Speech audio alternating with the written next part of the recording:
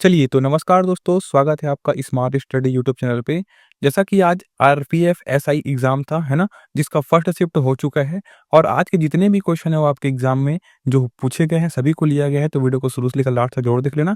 एक आपको अंदाज़ा मिल जाएगा कि किस-किस प्रकार से क्वेश्चन आपके एग्ज़ाम में पूछे जा रहे हैं, ठीक है? क्वेश्चन है आपका, किस वर्ष मुस्लिम लीग द्वारा अलग पाकिस्तान की माँग उठाई थी करके। तो देखिए, इसका मैं पूरा एक्सप्लेन बता देता हूँ आपको। दिसंबर में मुस्लिम लीग ने मुसलमानों के उत्पीड़न की जाँच के लिए एक समिति बनाई। पाकिस्तान बनने की कड़ी में एक अहम पड़ाव 23 मार्च 1940 को आया, ठीक है? तो यही आपका आंसर होगा, 23 मार्च 1940 को आया। इस दिन मुस्लिम लीग ने लाहौर में एक प्रस्ताव रखा जिसे बाद में पाकिस्तान प्रस्ताव के नाम से भी जाना जाता है। तो याद रखेंगे 23 मार्च 1940 को, ठीक है?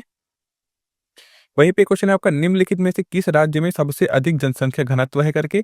सिंपल सा आंसर है बिहार के, है ना? भारत के बिहार राज्य में सबसे अधिक जनसंख्या घनत्व है। यहाँ प्रति वर्ग किलोमीटर 1106 लोग रहते हैं, याद में रखेंगे, ठीक है? दोस्तों इस चैनल पे आपको फर्स्ट शिफ्ट, सेकंड शिफ्ट और थर्ड शिफ्ट सभी के एनालिसिस बिल्कुल मिल जाएंगे और एक्स्ट्रा फैक्ट के साथ, तो चैनल को सब्सक्राइब कर लिए रहना, ठीक है?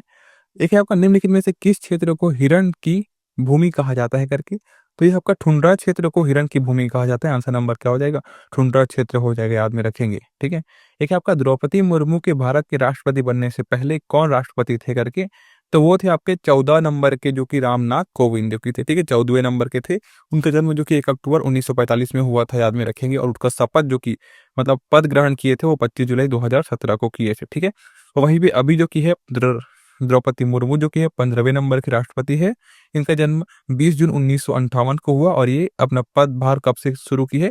25 जुलाई 2002 से, ठीक है? ध्यान में रखेंगे। एक है आपका आईएमपीएस का फुल फॉर्म करके। तो आईएमपीएस का फुल फॉर्म होता है आपका इमीडिएट पेमेंट सर्विस मेथड, ठीक है? यही होता है आपका फुल फॉर्म।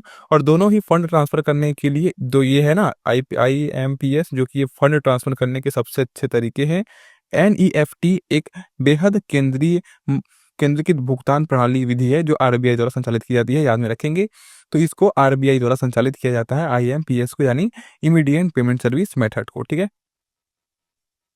एक है आपका, भारतीय संविधान का कौन से अनुच्छेद में भारत के नियंत्रण एवं महालेखा परीक्षक से जुड़ी जानकारी दी गई है करके। तो अनुच्छेद 148 में दिया गया है आपका भारत के नियंत्रण एवं महालेखा परीक्षक से संबंधी जानकारी, ठीक है? अनुच्छेद आर्टिकल 148 में, ठीक है?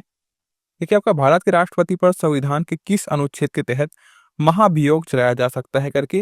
देखिए अनुच्छेद 61 है ना, ये बहुत इंपॉर्टेंट क्वेश्चन है। तो राष्ट्रपति पर अनुच्छेद 61 के तहत हम क्या कर सकते हैं? महाभियोग चला सकते हैं। और क्या कर सकते हैं इसमें? और क्या देखने वाली बात है कि भारतीय संविधान 1950 जो कि संविधान है जो लागू हुआ था, इसमें क्या है कि जब किसी राष्ट्रपति पर संविधान के उल्लंघन के लिए महाभियोग लगाया जाना हो तो आरोप संसद के किसी भी सदन द्वारा लगाया जा सकता है। जैसे कि ऐसा संकल्प सदन की कुल सदस्यता के कम से कम 2/3 बहुमत पारित हो। मतलब राष्ट्रपति के लिए महाभियोग लगाने के लिए कम से कम, है ना, कुल सदस्यता में से कम 2/3 बहुमत तो प्राप्त होना चाहिए, फिर क्या है, महाभियोग लगाया जा सकता है अनुच्छेद 61 के माध्यम से, ठीक है? एक है आपका, मामलुक वंश का कार्यक्रम या फिर कार्यकाल कितने वर्ष का रहा है ऐसे करके। तो याद रखेंगे 1250 से 1517 के बीच मामलुक साम्राज्य का रहा था कार्यकाल।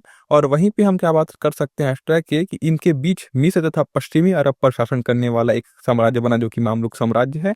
13वीं शताब्दी के उत्तरार्ध में इनकी लड़ाई मंगोलों से हुई थी, पता है आपको, जिसमें वे विजयी रहे। इसके अलावा धर्म युद्धों में भी इनकी भूमिका रही है। तो यहाँ पास याद रखेंगे आप, मामलुक वंश का कार्यकाल जो कि है 1250 से 1517 के बीच रहा, ठीक है? एक है आपका, द व्हाइट टाइगर उपन्यास के लेखक पूछ ले गया था आपके एग्जाम में। तो याद रखेंगे अरविंद अडिग जो कि है द व्हाइट टाइगर उपन्यास के लेखक है, ठीक है? वहीं पे एक है आपका, सीमा सुरक्षा बल की पहली महिला स्नाइपर कौन थी ऐसे करके। तो ये थी आपकी, कौन थी बताएंगे? सुमन कुमारी जो कि थी, बीएसएफ को मिली पहली महिला स्नाइपर सुमन कुमारी थी, याद में रखेंगे, ठीक है? एक है आपका, खड़ी और चट्टानी दीवारें, है ना, खड़ी और चट्टानी दीवारें से घिरी गहरी घाटी क्या कहलाती है? तो ये कहलाती है आपकी कैनियन, ठीक है? कैनियन कहलाती है आपकी घाटी। एक गहरी और संकरी घाटी है जिसे नदियों, हवा, बारिश और वर्तनिक गतिविधि द्वारा, अपक्षय और कटाव द्वारा निर्मित खड़ी भुजाओं द्वारा होती है, ठीक है? तो याद रखेंगे खड़ी और चट्टानी दीवारों से घिरी गहरी घाटी को कैनियन कहा जाता है, ठीक है? चलो, एक है आपका, फॉर्मिक अम्ल का आयनीकारक नियतांक कितना है करके। तो यहाँ पर देख सकते हैं 1.8 है ना, और इसमें देख सकते हैं आप, मैंने आपको बता दिया है, ठीक है?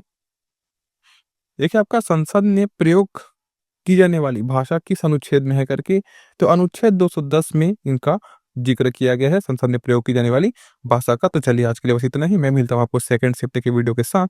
चैनल पे बने रहिएगा ऐसे और वीडियो के लिए।